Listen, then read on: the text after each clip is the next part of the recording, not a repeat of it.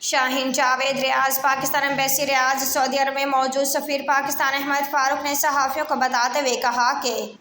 پچھلے ایک سال کے دوران پاکستان اور سعودی عربیہ کے مابین تجارتی سرگرمی میں بیش بہا اضافہ ہوا ہے اور پاک سعودی تعلقات میں بہتری اور تعاون مزید بڑھے گا۔ سعودی ولی عہد شہزادہ محمد بن سلمان جلد پاکستان کا دورہ کریں گے،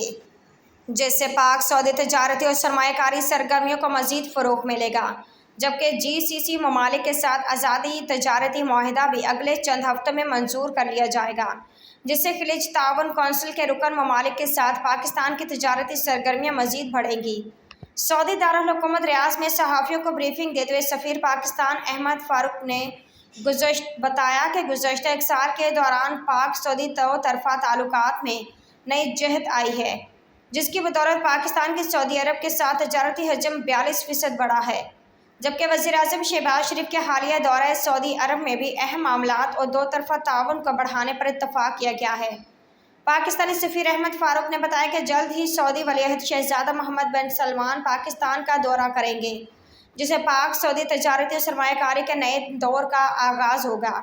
جس کے پاکستانی معیشت پر مثبت اثرات مرتب ہوں گے، جبکہ اگلے چند ہفتوں کے دوران GCC ممالک کے ساتھ آزاد تجارتی معاہدے کی منظوری بھی متوقع ہے،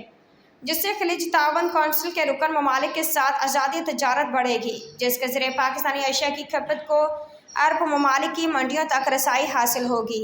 سفیر پاکستان احمد فاروق نے بتایا کہ گزشتہ سال جولائی سے لے کر اب تک پاکستانی ورکرز نے ریکارڈ ترسیلات زر پاکستان بھجوائی ہیں۔ سعودی عرب میں مقیم لاکھوں ورکرز کے حوالے سے ان کا کہنا تھا کہ ہماری یہ ہمیشہ کوشش رہی کہ ورکرز کو درپیش مسائل کو فی الفور حل کیا جائے، اور سعودی عرب میں 10 پاکستانی کمیونٹی کے اسکولز میں کوالٹی ایجوکیشن کو بہتر بنانے سمیت ان کے دیگر مسائل کو بھی حل کیا جا رہا ہے۔